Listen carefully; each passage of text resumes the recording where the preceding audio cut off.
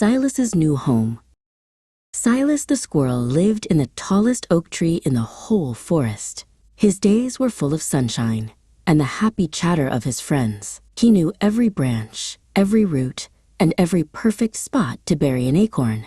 This was his home, and it was full of everything he loved.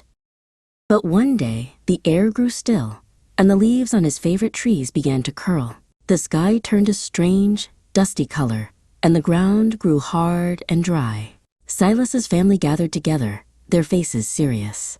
"The old forest is changing," his mother said softly. "We must find a new home." It was hard to say goodbye.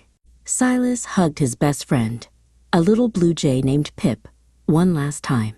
He packed a small bag with his favorite things, including a smooth, round stone from his home, and began the long journey with his family. The journey was long and tiring. They traveled across open fields and over bubbling streams.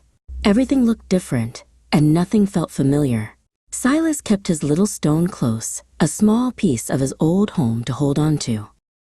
At last, they arrived at a new forest.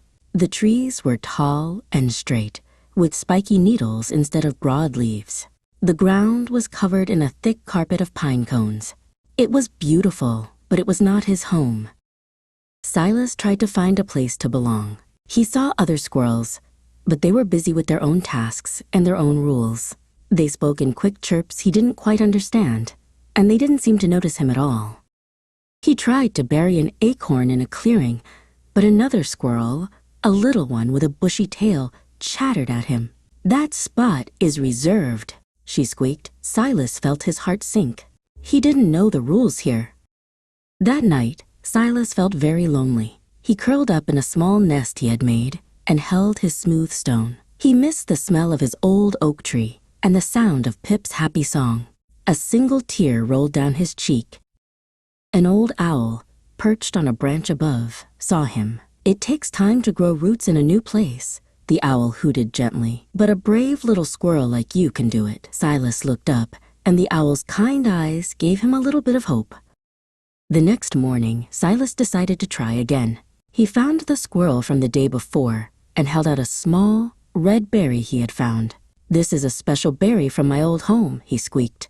"I would like to share it with you." The other squirrel, whose name was Hazel, took the berry.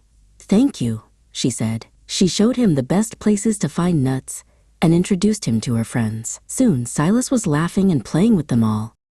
Silas learned so much from Hazel and her friends. They showed him the best places to find pine nuts and how to climb the tall, straight trunks. One day, they all decided to build dens for the winter. Silas was excited to help.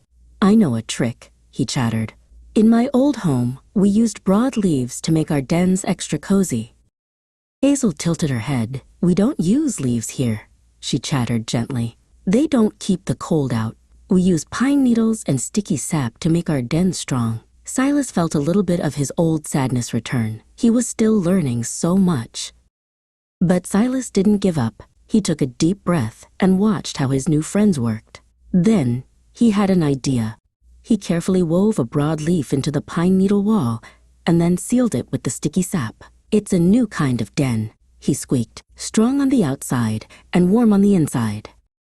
All the squirrels gathered around, chattering with excitement. They had never seen a den so strong and so warm. Silas had not only found a new home, he had helped make it better for everyone. He was a brave little squirrel, and he was home.